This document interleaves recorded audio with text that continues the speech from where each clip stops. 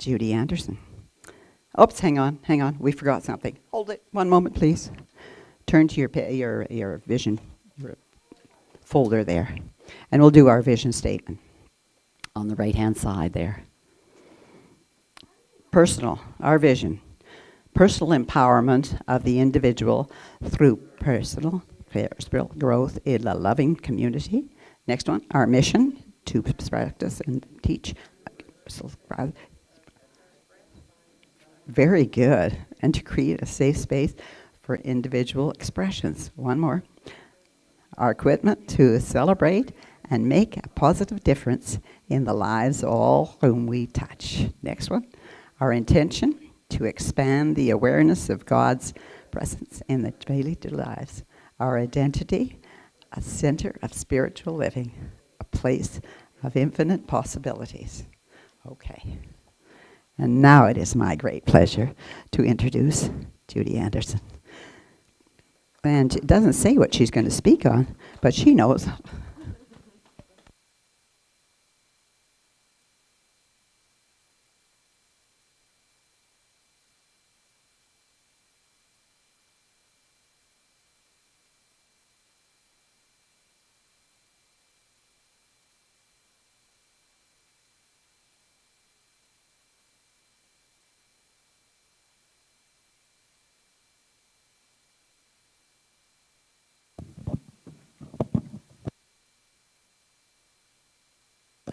Am I supposed to get a red light? Am I on? I am.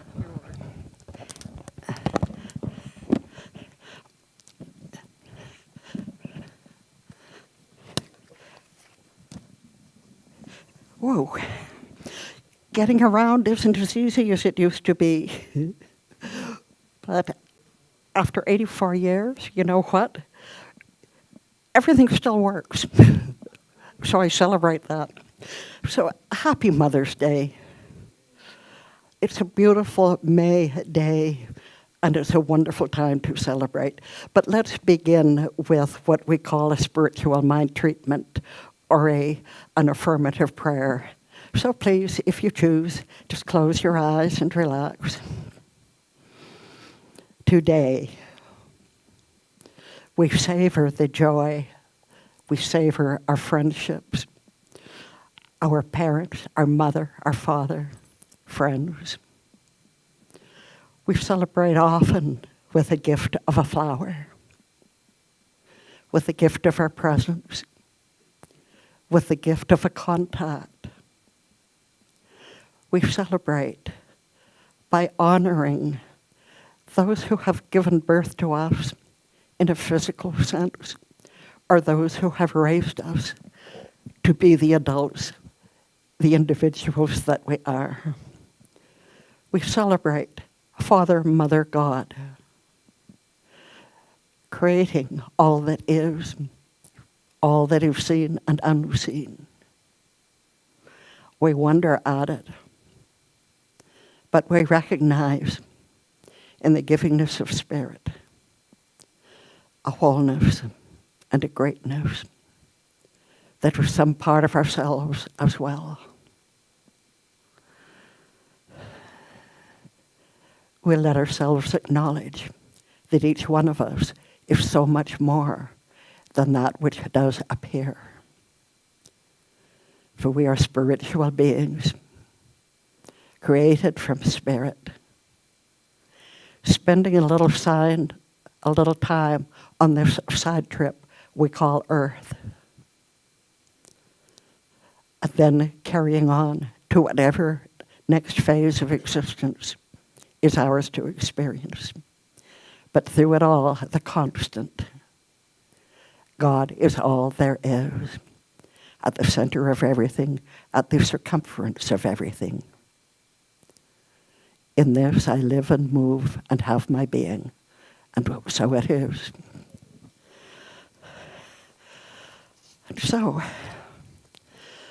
a lot of people have a lot of fun things to say about Mother's Day. And I think our Jessica is one of the best. Guess what my title is? Namaste and Momma's Day. So the Namaste, you know what? most of us have gone a long time thinking it meant the light in me recognizes and honors the light in you, or something like that. But you know, that isn't really what it means. According to Steve Vos, PhD, a religious studies expert, says Namaste is actually two words, with Namaste translating to terms like praise or honor or bowing, reverential salutation and adoration, okay? So let's go with honoring. And the second word, te, means you. So Namaste really means honoring you, bowing to you, adoring you. Does that sound a bit like a maternal voice? That, or what one should honor a mother with, honoring you. And we combine that with our Jessica and her translation of Namaste into Momma's Day. And remembering all the years she would go to her mother's picture on that wall and take it down and kiss it and talk to her mum. So that's why Namaste and Momma's Day is the title for our talk this week. And I like that bit about honoring you. So Sharon or Janice or Donna, any one of you, if I say Namaste to you, please accept it as that I am honoring who you are and what you are, that it means something to me. And we've got through Jessica. You know, we've got one of the ministers in our philosophy has written a few books. His name is Dennis Merritt Jones. And he had an article online that I have taken a little part of to, I'll have to read it because I haven't memorized it, but he's talking about Mother's Day. And he says, in the science of mind, Ernest Holmes refers to the feminine principle as the universal womb of nature, because it knows how to unconditionally nurture and grow to fruition whatever falls into its embrace. For this reason, I believe another term for the divine feminine could be unconditional love. Does that fit with your idea of mother? Unconditional love. It does for me. My father was a heavy-duty mechanic with the provincial government, and every once in a while he'd have to be out of town for a couple of days working on equipment stranded beside a highway or something. And when he was out of town, either my sister or I got to sleep in the bed with our mother. And she recalls one of us, I don't know if it was me or Sister Myrna, but saying, I want to sleep in yours middle. And this is, to me, now when I think about my mother, it's one of the most endearing things I remember, is going to sleep in her middle. So this is, I don't know if we all have that kind of a memory, but if not, we have memories of someone who was a nurturing presence in our life. And who was that nurturing presence for you? And you know what? As came up in the meditation before the service, one of the things we can do, someone who grew up without that kind of loving comfort, without the cuddling, one of the things we can do is offer it to, and this is a little hackneyed now, but to our inner child. We can speak to that child who never knew that nurturing and say, you're all right now. Look at who you've become. I hug you. I salute you. I honor you. I hold you. Please know that you're all right because look at what you have become. But you can do that for anyone who has had that wounded growth out of childhood. You're not stuck there. You can come out of it and drop however that hampered you as you grew. you can let it go. And we'll be talking a little more about letting it go a little later on. But please know that you, just as you are wonderful. There are things you can change if you wish, but nothing you need to change. You, as a creation of the divine, coming out of the universal womb, you are wonderful just the way you are. Anyway, Dennis goes on. He doesn't neglect the men, now Arnold and Russell. He's got something to say for you. The divine feminine, being an omnipresent principle, means we men have equal access to it. The problem is we have not been as willing to go there because it's generally buried a bit deeper in men and may require some revealing and balancing of our internal energy system. What I have discovered for myself is that the more willing I am to embrace the divine feminine within myself, balancing it with my masculine energy, the more likely I am to live openly in a day-to-day consciousness of unconditional love. And you all know your mothers, where you've come from. Most of us probably know what that means because it's been shown to us. And those of you who have children really know what it means. Unconditional love. And I love my 2 stepsons and my adopted daughters and my adopted sisters. But I know that it is not like the first love that a mother has for her children.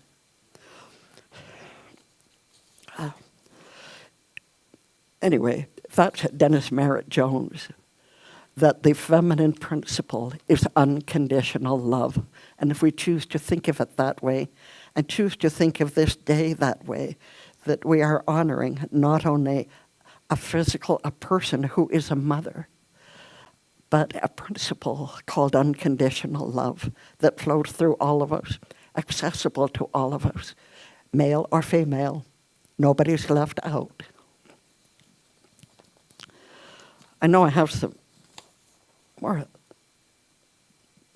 Number 4. Oh, yes, I don't want to forget this. Anybody have a fairly good memory for some of the Bible quotations and for the 10 Commandments? And especially, it's the 5th commandment, and this is in Exodus chapter 20, verse 12. Honor thy father and thy mother, that thy days may be long upon the land which the Lord thy God giveth thee. So that's kind of interesting, isn't it? That if you want a long life on your land, in your country, in your home, maybe honoring your father and mother is one of the keys to it. And then we can get metaphysical on that. Is honoring a father, mother, God part of that commandment? And is it that by following the example or the teachings laid down through endless mystics, prophets, seers, that love is our guiding principle, or should be, or could be, then that is Mother, Father, God expressing itself. So maybe it is that we have to honor Father, call it God, call it Mother God, Father God, Goddess. Doesn't really matter. But so long as we remember to honor that something that doesn't have a name or a form that we can see or hug, but still is unconditional love, that maybe honoring that is even more important than honoring the woman who gave birth to us or the father who supported us. Honoring Father, Mother, God, or Goddess, whatever we want to call it. That our days may be long upon the land which that God gave us, on the land that we're so grateful for living in. Honoring Father, Mother, God, honoring mother honoring father. And men, I talk a lot about mamas today, but you have your turn next month. And so much of the same applies to you.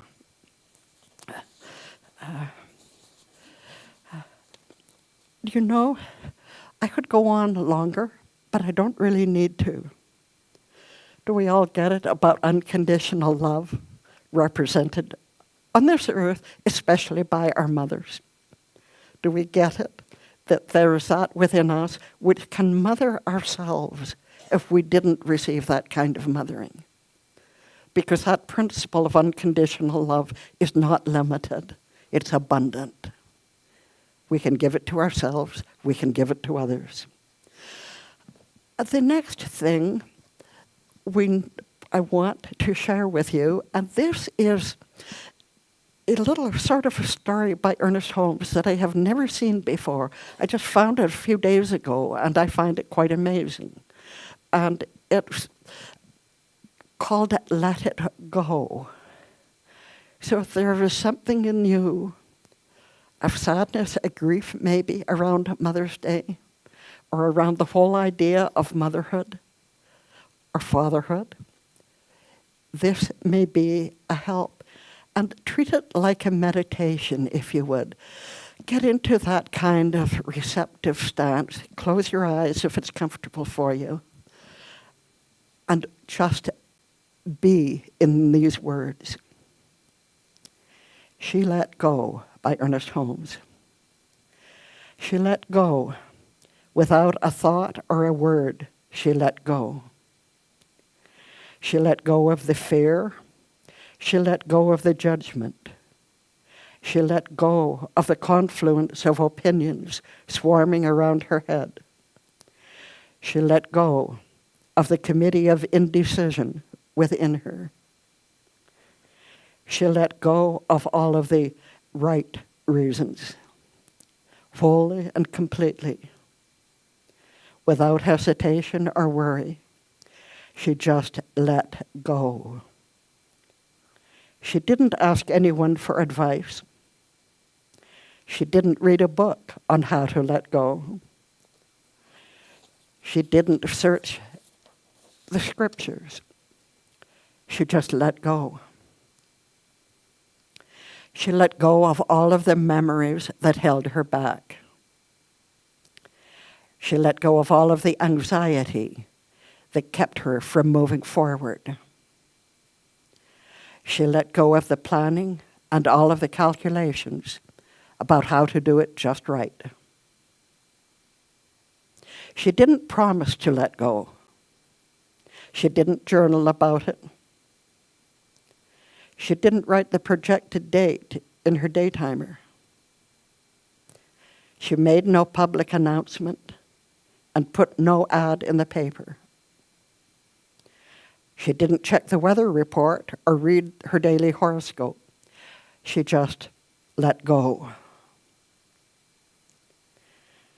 She didn't analyze whether she should let go. She didn't call her friends to discuss the matter. She didn't do a 5-step spiritual mind treatment. She didn't call the prayer line. She didn't utter one word. She just let go. No one was around when it happened. There was no applause or congratulations. No one thanked her or praised her. No one noticed a thing.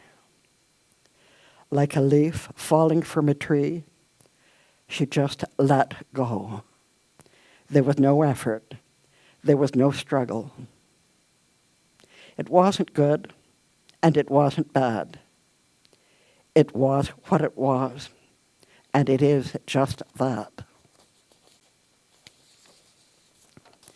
In the space of letting go, she let it all be. A small smile came over her face. A light breeze blew through her. And the sun and the moon shone forevermore. Isn't that a beautiful reading? It's one, and if anybody wants it, I can email it to you. And now, with that, may each of us let go of whatever it is we're holding that we need to let go in order to enjoy our richest life. Let go of the fear of judgment or the judgment we give of ourselves or others. Let us simply open ourselves to our highest and greatest good. And may the sun and the moon shine forever on our journey through this and every other plane of existence. And so it is.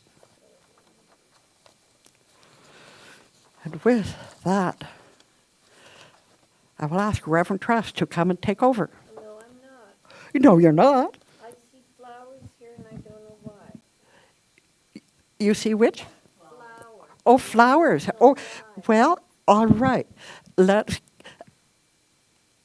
Adrian and I've forgotten your name, but will you two come and pass out roses to everybody, the men included? Because the feminine principle in these men like to smell roses too. I worked for this.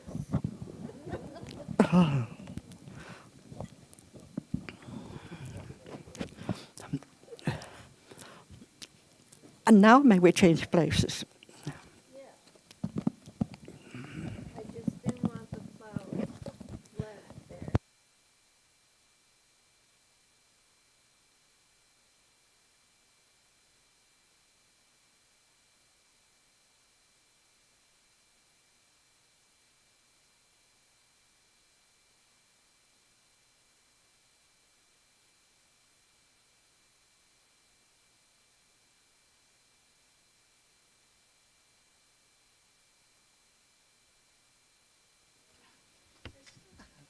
It's resisting.